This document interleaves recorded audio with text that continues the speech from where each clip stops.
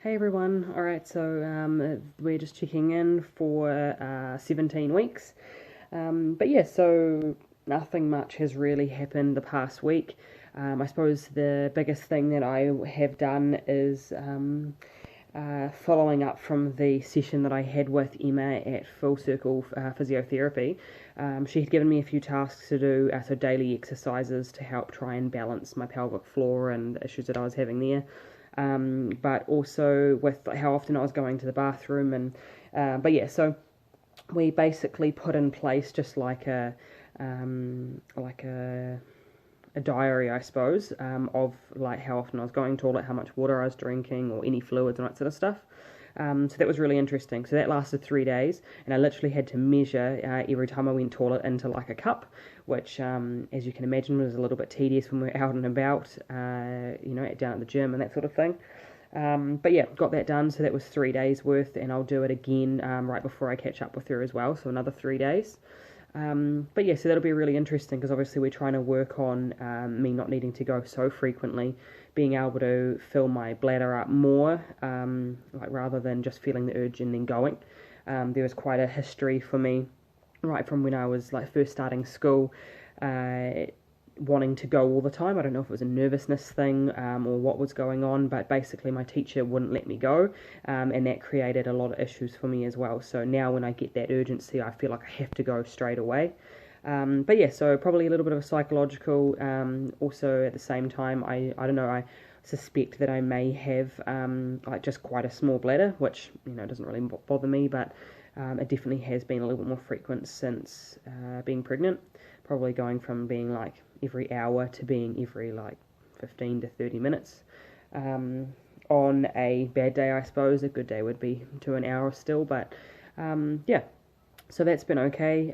The exercises, it was quite interesting. I've mentioned in previous videos as well, but I thought my issue was going to be not being able to use my pelvic floor, and it's actually kind of the opposite. It seems that's all working well, but it's more my abdominals and that sort of thing. So I've been working on some exercises like child's pose, like the yoga pose, to try and help open my back up more, get me using that when I'm breathing, and what else have we got on there? Also another exercise which is called open box, the same sort of thing, just trying to really open up, through my midsection as well, and get me using my whole body. So that's been really good. Pull back a little bit on my pelvic floor exercises to try and get that balance right, and just lots of reading about vaccinations and home birth and stuff like that. Um, Another thing I'm not sure if I have mentioned that Brendan and I are looking into is they're kind of polar opposites, but either looking at doing like a lotus birth, so baby comes out obviously, then the placenta comes out afterwards, and the idea is that you don't detach the placenta straight away, so no cutting of the umbilical cord. Um, we've done a bit of research into it so far, but also because that's obviously what baby has been running off for the last 9 months, that you cut that supply off straight away. There is ideas and thoughts that if you can let the placenta and the umbilical cord just dry up on their own once that nutrient's gone, that it can be a lot healthier for baby, a better way to get their nutrients higher. And what sort of stuff, make sure they're not depleted of any vitamins and minerals or anything like that, which they are missing out on by cutting that cord literally seconds after baby's born. But that can take a couple of days to dry up. So there is the element last night when I was looking at it of it's kind of a little bit gross, but we will have a look into all the pros and cons.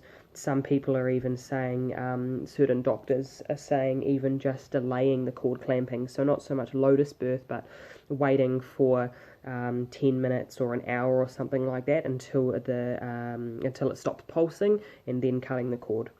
But yeah, so we'll have a bit of a look into that and see more so. The opposite side of that, which would involve the cord having to be cut, is looking more at cord blood banking. So this can be really good to help fight against things like cancer, or if they've got a blood disease or something like that, something that pops up. It can extend all the way to family members as well. So yeah, basically the idea behind that is being able to use them as like stem cells almost. Um, But yeah, so that's something else that we're looking at. But obviously they're polar opposites, so we just have to try and weigh up the pros and cons of both and see what we feel is right. But yeah, so that's kind of what we've been looking at.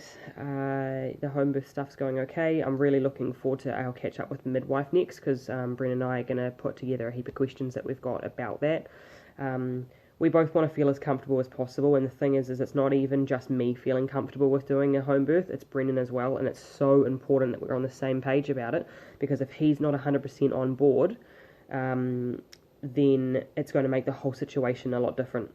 I was talking to a lady the other day, and she was saying that she had a friend who was really wanting a home birth, but her husband wasn't keen at all. But just the resistance on that made the whole thing so hard, because obviously you've got very limited people and support around you when you've got that home birth, which is one of the things I like about it. It's a more natural environment, and you know who's around you, whereas instead of having lots of nurses and doctors and stuff like that. But it does really mean that it's gonna come down to like support from Brendan a lot more. But yeah, so that's something we've been looking at. This weekend coming, we are going away for the weekend, which will be nice. Heading up to just before Thames. Brennan's got some family up there, so they do like a big extended family Christmas thing, which I'm looking forward to. And then we're going to stay up there with my sister and Brendan's brother for the night. So it'd be nice just to catch up with everyone and try and make an effort. That's something that we are focusing a little bit more on, obviously, as we found out we were pregnant, and trying to go down the path of having a family as well as just keeping our family close, because it's this point where you realise how important they all actually are, and we are going to need them and want them around, and so is the baby too, so their relationship with them is really important. That has brought up some hard stuff that I won't go into in these videos personally for me, but again, I suppose it comes down to there's lots of choices within all of this. Right from the vaccines to all the home birthing, or at the hospital, but then even as far as you go to having who you have around the baby, and all the influences that they're going to have, and the positive things that people might be able to share with them, and negative things they might be able to as well. So figuring out between the two of us who are the influences that we want around most, I suppose, and how we monitor everyone else. But yeah, because that's obviously going to play a big part in how the child grows up, and it's huge. But yeah, so obviously priority for us is just trying to keep us healthy, and Dad's been doing a very good job of that so far, looking after me and baby, which is really good. So yeah, I suppose Brennan and I are good, because we kind of we're on the same page about things, with everything pretty much, which is good.